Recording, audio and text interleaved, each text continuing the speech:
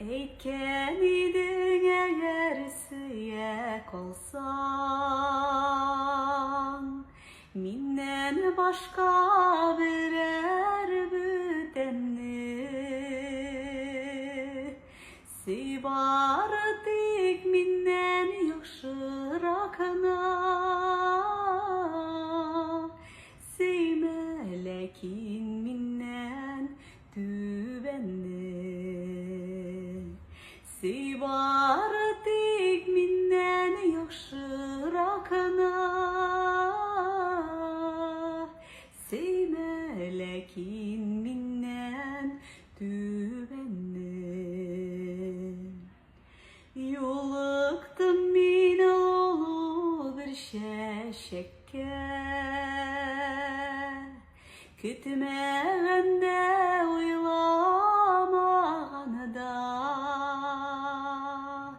neksinde yasinin şikillige eytirsin lesinin devamga neksinde yasinin şikillige eytirsin lesinin devamga eytirsin lesinin